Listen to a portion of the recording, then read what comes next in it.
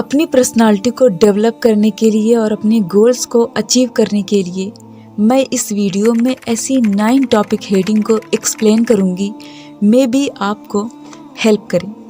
Create your on personality. इस competition से भरे दुनिया में हर शख्स ये चाहता है कि हम आगे बढ़ें, कुछ कर गुजरें और मिसाली भी बने। अब जाहिर है इंसान को ये सब कर गुजरने के लिए वो तरह तरह के तरीक़ों को अख्तियार करना पड़ेगा। उन चीज़ों तक पहुंचने के लिए, हासिल करने के लिए आसान तरीका ये है कि आपको क्या चाहिए ये डिसाइड कीजिए। जो चाहिए वो जहन में बैठा लीजिए और साफ शफाफ अल्फाज में लिख लीजिए।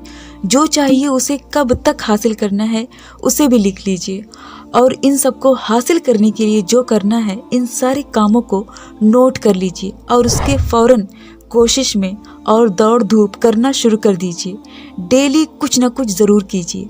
और सबसे इम्पॉर्टेंट बात यह है कि आप जो हासिल करना चाहते हैं, जब तक वो हासिल ना हो जाए रुकने का नाम भी मत लीजिए।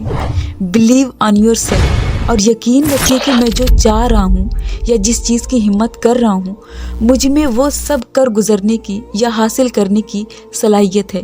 और ये उम्मीद रखें कि हर काम उसी तरह होगा जैसे आप चाहते हैं।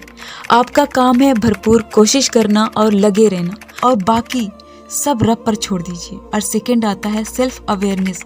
सेल्फ अवेयरनेस भी बहुत ज़रूरी है। जब तक हम खुद को जानेंगे नहीं कि हमारे अंदर क्या सलाहियत है, हमारे अंदर क्या खराबियां हैं, क्या अच्छाइयां हैं, तभी हम खुद को पहचानेंगे कि हाँ हम ये कर सकते हैं और ये नहीं कर सकते हैं। सेट ए लाइफ गोल्स। कामयाबी की पहली शर्त यह है कि हम बनना क्या चाहते हैं। खुद से हमें पूछना चाहिए कि हमारा मकसद क्या है।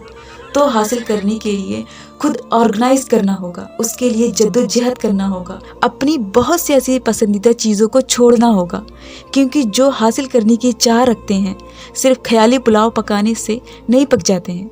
उस पुलाव को रेडी करने के लिए बहुत कुछ किया जाता है, तब पुलाव रेडी होता है। और एक बात ये भी है कि जिनके पास कोई गोल्स नहीं होता वो अपने टैलेंट्स को जाने अनजाने जगहों पर खर्च कर देते हैं, और ऐसी जगह पर खर्च कर देते हैं जिससे ना तो मंजिल मिल पाती है और ना ही कोई मकसद रह जाता है, जो कि आगे चलकर कुछ भी हाथ नहीं लग पाता और नुकसानदेह साबित हो जाता है। And fourth is big think. बड़ा सोचिए, बेशक बड़ा सोचिए, दूसरों से पहले सोचिए। और ये इसलिए कह रही हूँ कि काइंडनेस और हेल्प में खुद से पहले सोचिए, लेकिन यहाँ पे काम भी हमारी प्रायोरिटीज़ है। बड़ा सोचिए, दूसरों से पहले सोचिए, और सोच किसी की गुलाम नहीं होती है।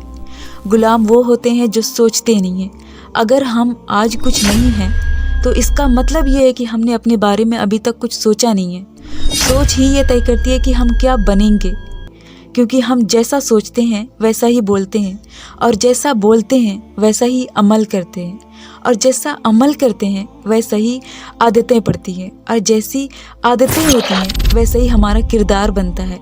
और हमारा किरदार ही ये तय करता है कि हमारी तकदीर और किस्मत और नसीब कैसा होगा।